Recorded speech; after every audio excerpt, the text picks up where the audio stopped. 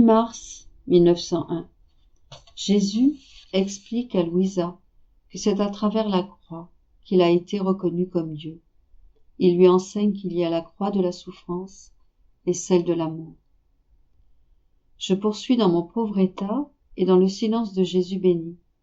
Ce matin, je me trouvais plus que jamais opprimée, et quand il est venu, il m'a dit : « Ma fille, ce ne sont ni les œuvres, ni la prédication, ni même la puissance des miracles qui m'ont fait reconnaître clairement comme le Dieu que je suis. C'est quand j'ai été placée sur la croix et élevée sur elle, comme sur mon propre trône. C'est alors que j'ai été reconnue comme Dieu. Seule la croix a révélé au monde et à tout l'enfer qui j'étais vraiment. Alors tous ont été ébranlés et ont reconnu leur créature.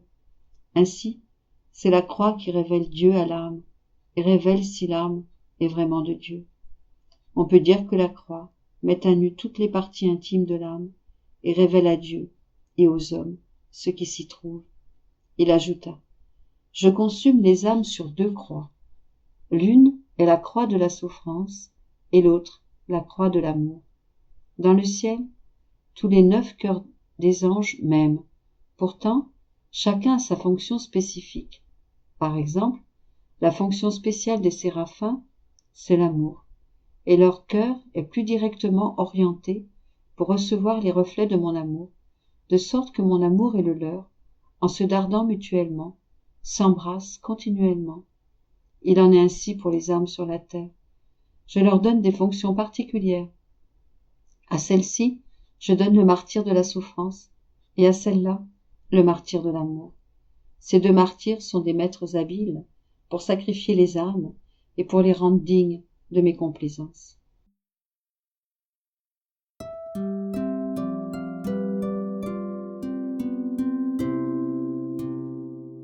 8 mars 1910. L'intention droite est lumière pour l'âme. Ce matin, mon bien-aimé Jésus vint brièvement et me dit : « Ma fille, l'intention droite est lumière pour l'âme. Elle la couvre de lumière et lui indique le moyen d'agir divinement. L'âme est comme une chambre obscure, et l'intention droite, comme le soleil qui y pénètre et l'illumine, avec cette différence que le soleil ne change pas les murs en lumière, alors qu'agir avec rectitude transforme tout en lumière. »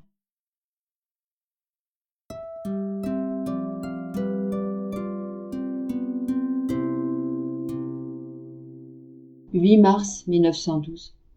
Comment Jésus était une victime durant sa vie cachée. Devenir une victime est l'équivalent d'un second baptême, et même plus. Ce matin, le Père G s'offrait à notre Seigneur comme victime, et je priais Jésus d'accepter cette offrande. Mon toujours aimable Jésus me dit : « Ma fille, je l'accepte de grand cœur. Dis-lui que sa vie ne lui appartiendra plus, mais à moi, et qu'il sera victime comme je l'étais pendant ma vie cachée. Durant ma vie cachée, j'étais victime pour tout l'intérieur de l'homme, en réparant pour ses mauvais désirs, pensées, tendances et affections. Ce que l'homme fait extérieurement n'est autre que l'expression de son intérieur. Si autant de mal peut se voir à son extérieur, qu'en est-il de son intérieur ? Réparer pour l'intérieur de l'homme me coûta très cher. Il m'a fallu le faire durant 30 ans.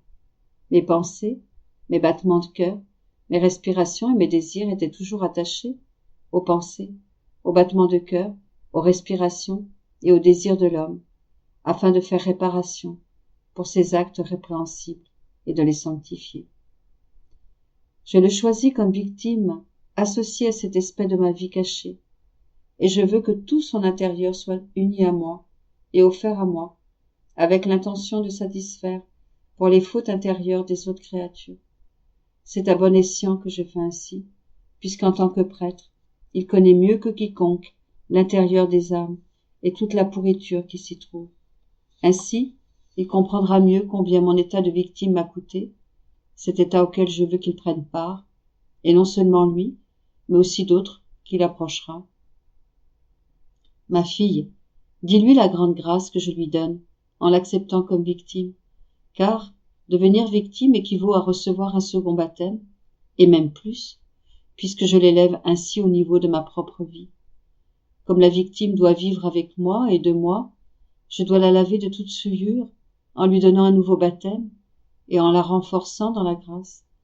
Donc, dorénavant, il devra considérer tout ce qu'il fait comme étant mien, plutôt que sien. Qu'il prie, parle ou travaille, il dira qu'il s'agit de mes propres choses. Ensuite, Jésus sembla regarder tout autour de lui et je lui dis, « Que regardes-tu, ô Jésus? Ne sommes-nous pas seuls ?» Il répondit, « Non, il y a des gens, je les groupe autour de toi pour les avoir auprès de moi. » J'ajoutai, « Les aimes-tu ?» Il répondit, « Oui, mais je les aimerais plus détendus, plus confiants, plus braves, plus intimes avec moi, et sans aucune pensée pour eux-mêmes. Ils doivent savoir que les victimes ne sont plus maîtres d'elles-mêmes. Autrement, elles annuleraient leur état de victime. » Puis, ayant à tousser un peu, je dis, « Jésus, fais-moi mourir de tuberculose. Vite, vite, amène-moi. Prends-moi avec toi. » Il dit, « Ne me laisse pas te voir mécontente, autrement je souffre. Oui, tu mourras de tuberculose. Patiente juste encore un peu. Et si tu ne meurs pas de tuberculose physique, tu mourras de tuberculose d'amour. S'il te plaît, ne sors pas de ma volonté, car ma volonté sera ton paradis. Mieux encore, tu seras le paradis de ma volonté. Autant de jours que tu vivras sur la terre, autant de paradis je te donnerai au ciel. »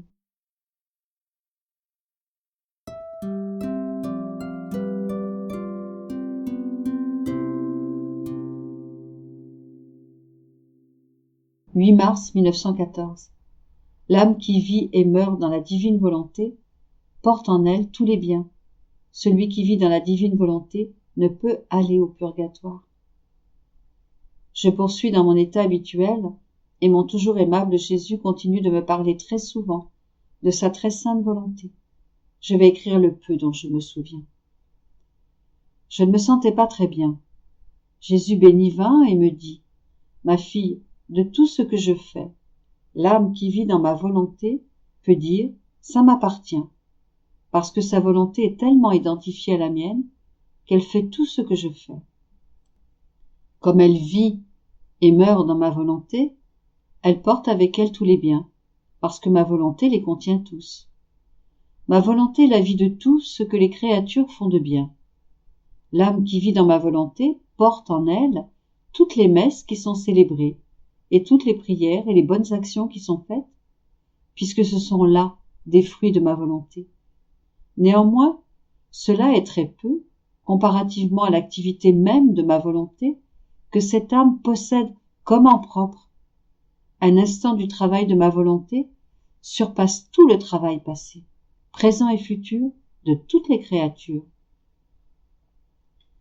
Quand une âme qui vit dans ma volonté quitte ce monde, aucune beauté ne peut lui être comparée, aucune hauteur, aucune richesse, aucune sainteté, aucune sagesse, aucun amour. Rien n'égale cette âme. Quand elle entre dans la patrie céleste, le ciel tout entier s'incline pour l'accueillir et pour honorer le travail de ma volonté en elle. Quelle joie de l'avoir complètement transformée par la divine volonté, de constater que toutes ces paroles, pensées, actions, etc., sont devenues autant de soleils dont elle est ornée, tous distincts en lumière et en beauté, et de voir s'écouler d'elle de nombreux petits ruisseaux inondant tous les bienheureux et se répandant sur la terre au bénéfice des âmes pèlerines. Ah, ma fille, ma volonté est le prodige des prodiges. Elle est le chemin par excellence pour accéder à la lumière, à la sainteté et à tous les biens. Cependant, elle n'est pas connue et, donc, pas appréciée et aimée. Tout au moins, apprécie-la, aime-la et fais-la connaître à ceux que tu perçois comme étant disposés. Un autre jour, alors que je me sentais incapable de faire quoi que ce soit, ce qui m'accablait beaucoup, Jésus vint et, me serrant sur lui, me dit « Ma fille, ne t'inquiète pas, essaye seulement d'être abandonnée à ma volonté, et je ferai tout à ta place. Un seul instant dans ma volonté vaut plus que tout le bien que tu pourrais faire dans ta vie entière. » Un autre jour, il me dit « Ma fille, l'âme qui est vraiment abandonnée à ma volonté en tout ce qui lui arrive dans son âme et dans son corps, en tout ce qu'elle ressent et en tout ce qu'elle souffre, peut dire « Jésus souffre, Jésus est accablé ». En fait, tout ce que me font les créatures m'atteint, et atteint aussi les âmes où je demeure, les âmes qui vivent dans ma volonté. Ainsi, si la froideur des créatures m'atteint, ma volonté ressent cela, et, puisque ma volonté est la vie de ces âmes, elles ressentent cela aussi. Par conséquent, plutôt que de se troubler à cause de cette froideur, comme si c'était la leur, elles doivent rester auprès de moi, pour me consoler, et réparer pour la froideur des créatures envers moi. De la même manière, si elles se sentent distraites, accablées ou autres, elles doivent rester près de moi pour me soulager et pour réparer, comme s'il ne s'agissait pas de leurs choses à elles, mais des miennes. Les âmes qui vivent de ma volonté ressentiront diverses souffrances selon les offenses que je reçois des créatures. Elles ressentiront aussi des joies et des contentements indescriptibles. Dans le premier cas, elles doivent me consoler et réparer, et, dans le second, se réjouir. C'est seulement ainsi que ma volonté trouve ses intérêts. Autrement, je serais attristée et incapable de répandre ce que contient ma volonté. Un autre jour, il me dit « Ma fille, l'âme qui vit dans ma volonté ne peut aller au purgatoire, cet endroit où les âmes sont purifiées de tout. Après l'avoir gardée jalousement dans ma volonté pendant sa vie, comment pourrais-je permettre au feu du purgatoire de la toucher? Au plus, il lui manquera quelques vêtements, mais ma volonté la vêtira de tout ce qu'il faut avant de lui dévoiler la divinité. Ensuite, je me révélerai moi-même. »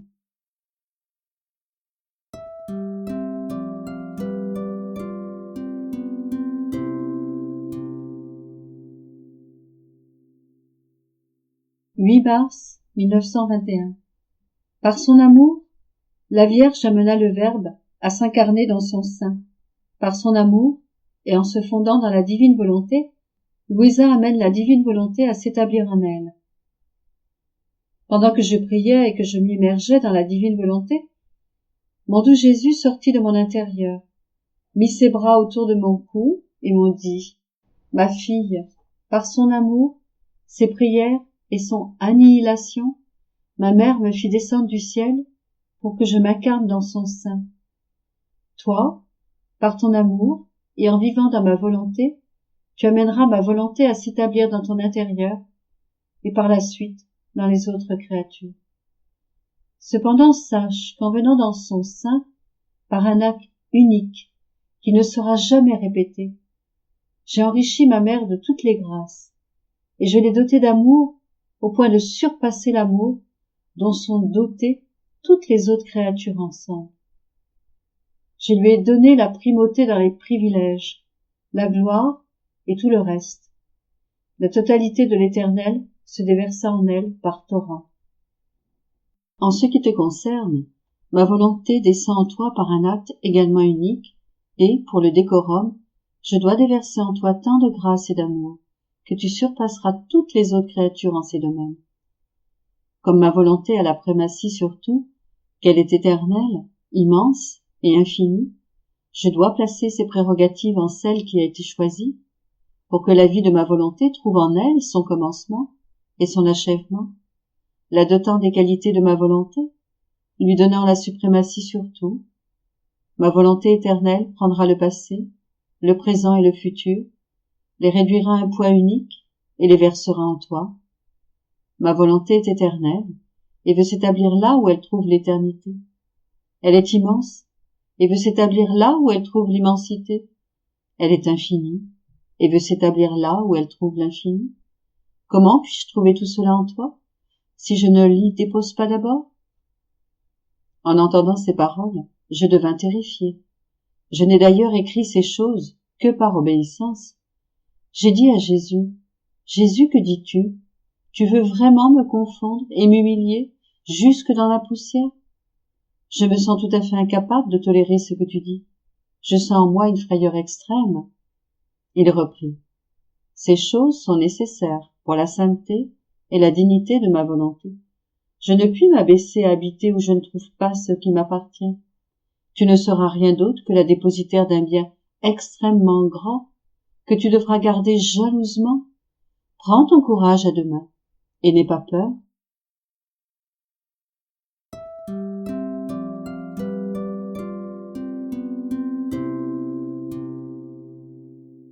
8 mars 1925. Tout ce que Jésus a réalisé, autant pour la gloire du Père que pour le bien des créatures, est déposé dans la divine volonté, où tout y est, en action continuelle. Je me disais, comme j'aimerais pouvoir parcourir tous les chemins de l'éternelle volonté, afin de retracer tous les actes qu'elle a effectués pour le bien de toute la famille humaine, et placer en chacun de ces actes un acte de ma volonté pour la remercier par mon amour et ma gratitude, et cela en mon nom personnel et au nom de tous mes frères. Mais comment puis-je faire cela, moi qui suis si petite et insignifiante?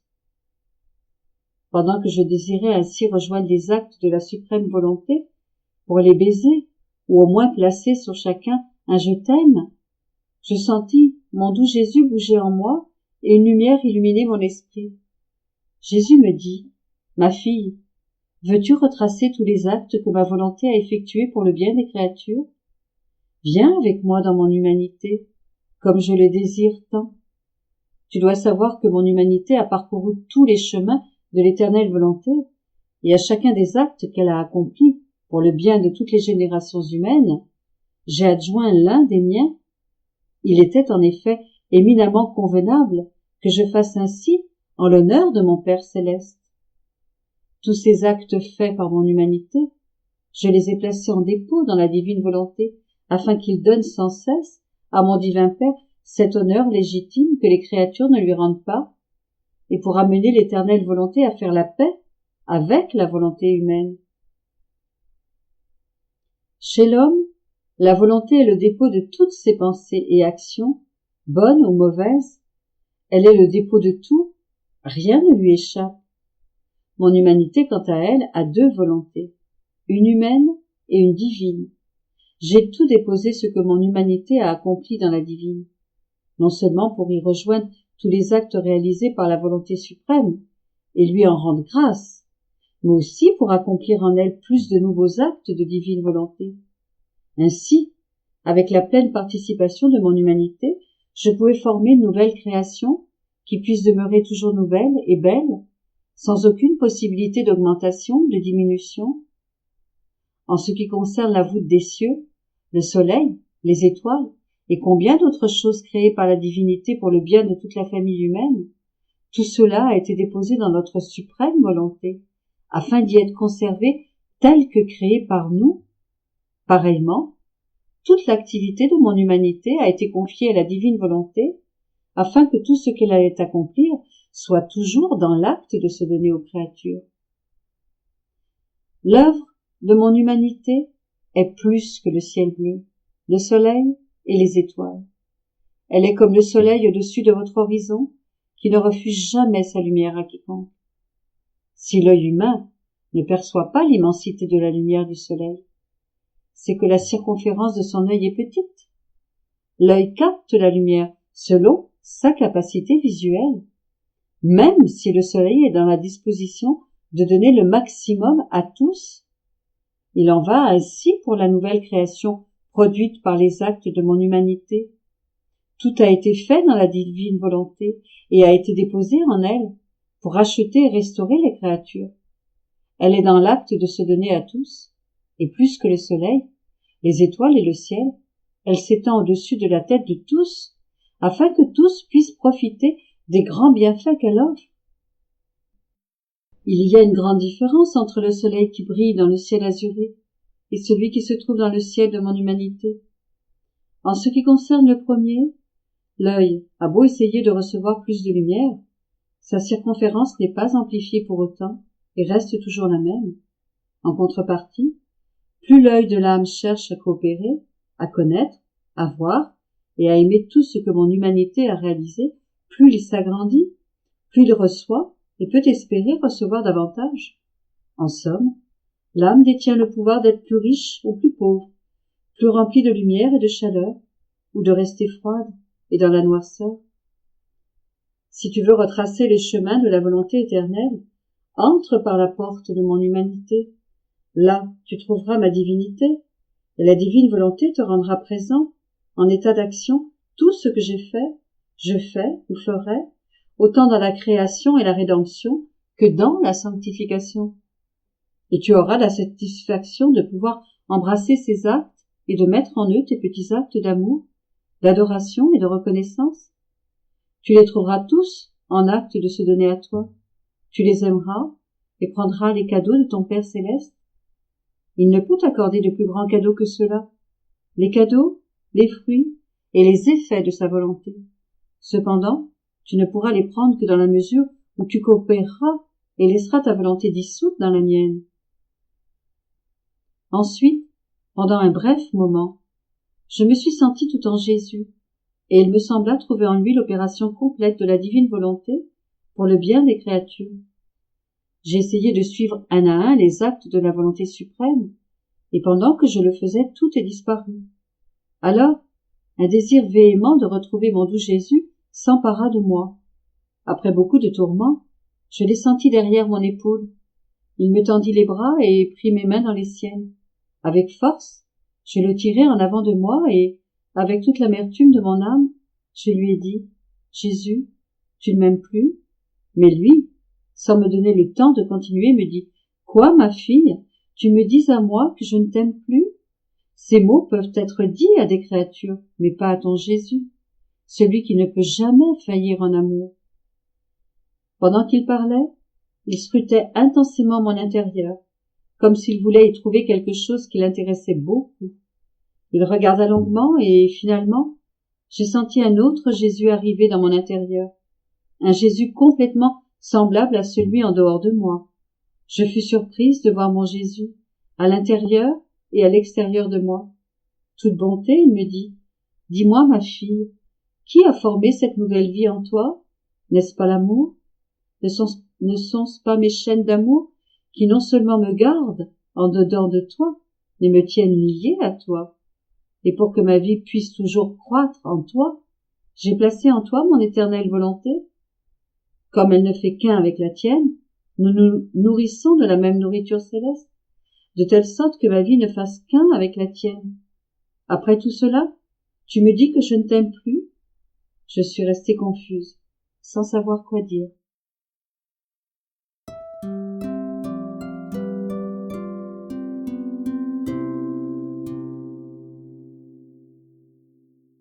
8 mars 1928. Dieu a créé l'homme pour le prendre sur ses genoux paternels, et la volonté humaine l'en a fait descendre et l'a éloigné. L'activité innombrable de la divine volonté surpasse l'acte humain, mais nous devons faire tout ce que nous pouvons et ne jamais sortir de l'œuvre du divin fiat. La divine volonté a apporté l'écho de tous les actes de Dieu dans la profondeur de l'homme.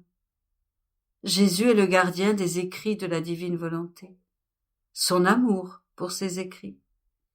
Il lui coûte plus que la création et la rédemption elle-même, et sont la manifestation de son royaume.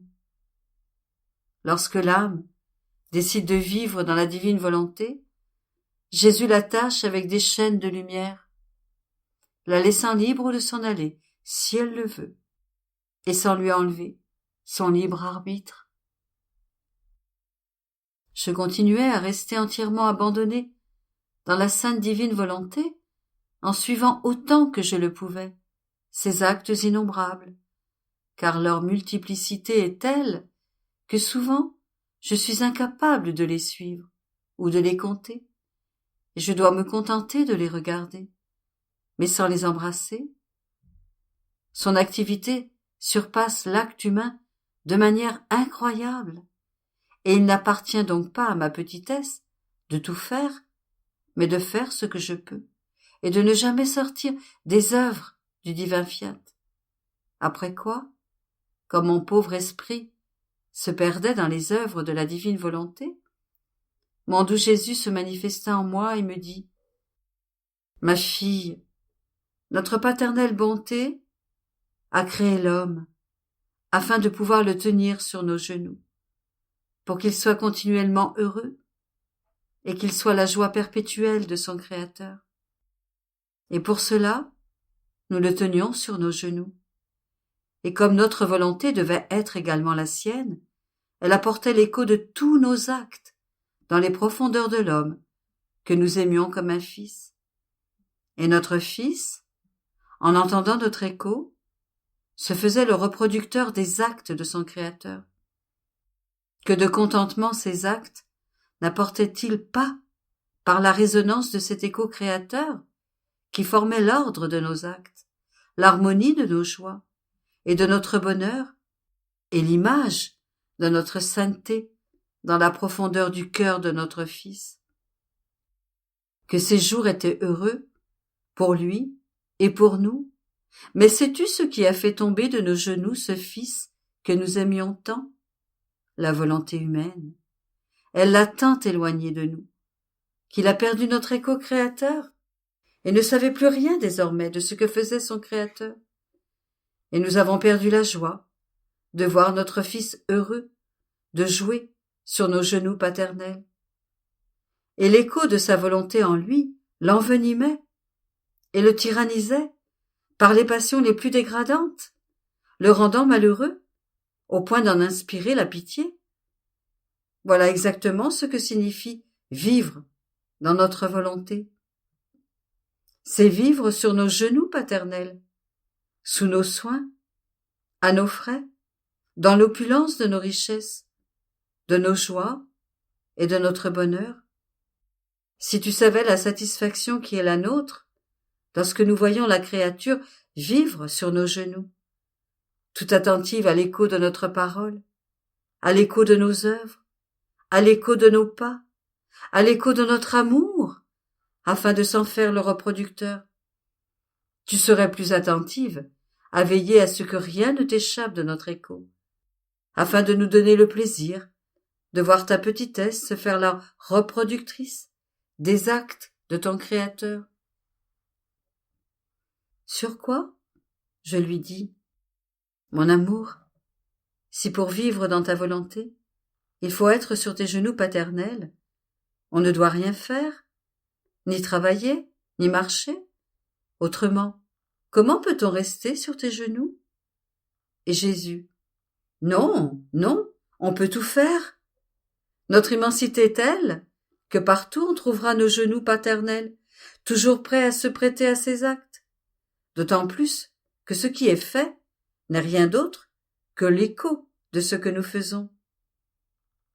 Après cela, je me sentais inquiète à propos des écrits sur la divine volonté. Et mon doux Jésus se fit voir en moi, qui prenait tous les écrits un par un, entre ses mains.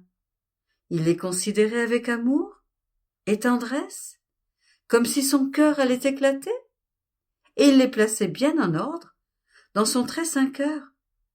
J'étais émerveillée de le voir témoigner tant d'amour envers ses écrits, qu'il enfermait jalousement dans son cœur, pour en être le gardien. Et Jésus, voyant mon émerveillement, me dit « Ma fille, si tu savais combien j'aime ces écrits, ils me coûtent plus que la création et la rédemption elle-même. Quel amour et quel travail j'ai mis dans ces écrits qui me coûtent tant. Tout le prix de ma volonté est en eux.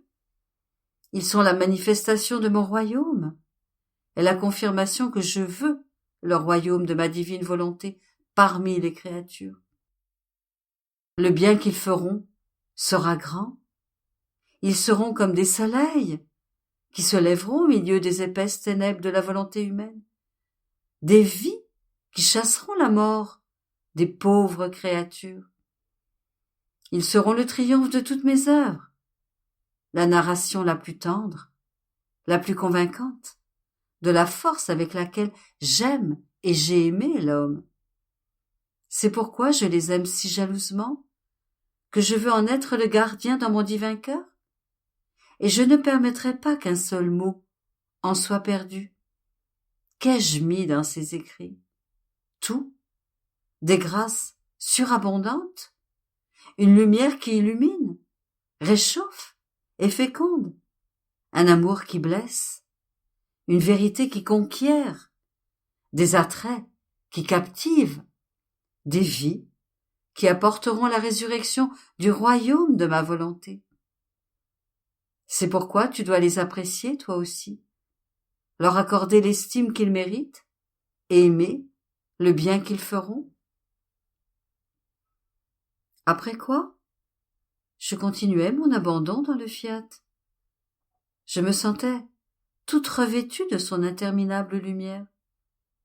Et mon adorable Jésus ajouta: Ma fille, lorsque l'âme décide de vivre dans ma divine volonté, sans plus donner vie à la sienne, afin d'en être sûre et de mettre l'âme en sécurité, je l'attache avec des chaînes de lumière. Et je fais cela pour ne pas lui enlever son libre arbitre, un don que je lui ai fait à la création. Ce que j'ai donné, je ne le reprends pas, à moins que la créature ne rejette elle-même mes dons. Je l'attache avec de la lumière afin que si elle le désire, elle puisse en sortir quand elle veut. Mais il lui faut alors faire un effort incroyable, car ces chaînes de lumière revêtent ses actes, et elle ressent en chacun d'eux la beauté, la grâce et la richesse que cette lumière leur communique. Cette lumière charme et éclipse véritablement la volonté humaine, de telle sorte qu'elle se sent heureuse et honorée d'être liée par d'aussi nobles chaînes qui lui apportent tant de bien, et elle languira de ne plus avoir de vie humaine dans ses actes, pour que la divine volonté prenne sa place. Elle se sentira ainsi libre et liée, mais non forcée, spontanée dans son libre arbitre, attirée par le grand bien qu'elle en retire, de telle sorte qu'elle verra ses actes entourés de nombreux anneaux de lumière, qui, en formant des chaînes, la transformeront en cette lumière même, et en chacun de ces actes, l'âme émettra autant de voix belles et harmonieuses, semblables à des sons argentins qui, touchant l'oreille du ciel tout entier, feront connaître que ma divine volonté est à l'œuvre dans la créature.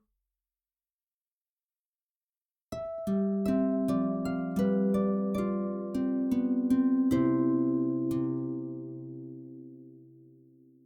8 mars 1929. Comment la création est l'orchestre céleste.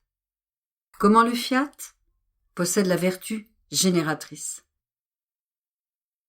Je continue ma ronde dans les actes du divin fiat et, réunissant toute la création, demandant en chaque chose que la divine volonté vienne régner sur la terre, je les apportais tout ensemble à mon Créateur pour lui donner la gloire de toute la création et lui dire: Majesté adorable, entends, je t'en prie, les cieux, les étoiles, le soleil, le vent, la mer et toute la création, te demander que ton fiat vienne régner sur la terre, que la volonté de tous soit une.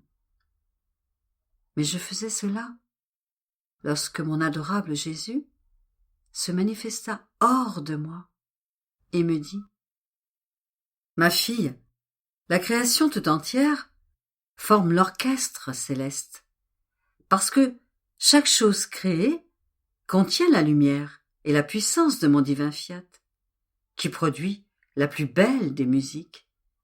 Et tout comme chaque chose créée est différente d'une autre, de la même manière, ma divine volonté, en les créant de sa parole créatrice, qui les a faites distinctes les unes des autres, a placé en elles un son distinct, comme autant de notes qui forment le plus beau des concerts, qu'aucune musique terrestre ne peut imiter.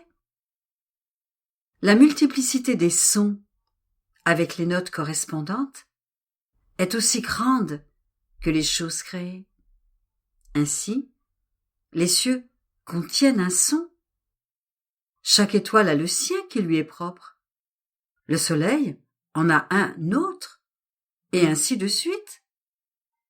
Ces sons ne sont rien d'autre que la participation à l'harmonie que possède ma divine volonté. De fait, lorsqu'elle prononce son fiat, qui possède la vertu génératrice, communicatrice et fécondante, il laisse partout où il est prononcé ces merveilleuses qualités de lumière, de beauté et d'harmonie incomparable. N'est-ce pas sa vertu communicatrice qui a communiqué tant de beauté, d'ordre et d'harmonie à l'univers tout entier? Et n'est-ce pas au moyen de son haleine qu'il nourrit toute la création, la préservant fraîche et belle, tout comme il l'a créée? Oh, si les créatures voulaient se laisser nourrir par l'haleine de mon fiat omnipotent, les mots n'auraient plus en eux aucune vie. Sa vertu génératrice et nourrissante leur communiquerait lumière, beauté et ordre dans la plus belle harmonie. Qu'est-ce que peut faire et donner mon fiat? Tout. Ma fille, lorsque tu rassemblais toutes les choses créées pour nous les apporter comme le plus bel hommage, pour nous demander notre règne sur la terre, étant donné que toutes les choses ont en elles les notes et les sons qui leur sont propres, elles commencèrent immédiatement leur musique, si belle et si harmonieuse, que notre divinité tendit l'oreille et dit: la petite fille de notre fiat nous apporte l'orchestre céleste, et dans leur musique, elles nous disent que le règne de notre divine volonté vienne sur la terre. Oh, comme ce son nous est agréable, comme il descend profondément en notre sein divin, et nous incite à la compassion pour tant de créatures, sans la vie de notre fiat. Ah, une seule âme vivante en elle peut mouvoir le ciel et la terre, et s'élever jusqu'à nos genoux paternels, pour nous arracher un bien si grand, qui est le fiat voluntas tua, sur la terre comme au ciel. Je suivais après cela la divine volonté dans les effets si multiples qu'elle produit dans toute la création. Et mon toujours aimable Jésus ajouta: ma fille, mon fiat produit avec un seul acte de nombreux effets qui soutiennent la création tout entière. Son acte est la vie qu'il donne pour former chaque chose créée. Les effets sont la nourriture qu'il administre comme autant d'aliments différents pour chaque chose, afin de les conserver fraîches et belles, tout comme il les créa. Ma divine volonté est ainsi le soutien, la nourricière et la vivificatrice de toute la création. Or, la créature qui vit dans ma divine volonté soutient, nourrit et vivifie avec elle toutes les choses créées. Elle est inséparable de mon fiat. Lorsque la créature agit en lui, elle acquiert l'haleine, et en soufflant avec mon fiat, elle maintient toujours en vie ce qui fut un jour créé. Plus encore, elle a la vertu de vivifier et de ramener à la vie les nombreux actes de ma volonté, auxquels la volonté humaine a donné la mort. En fait, ma volonté a un acte continuel à donner aux créatures. Et lorsqu'elles n'ont pas fait ma volonté, ces actes sont morts pour elles. Et celle qui vit dans ma volonté possède la vertu de les vivifier et de les garder en vie.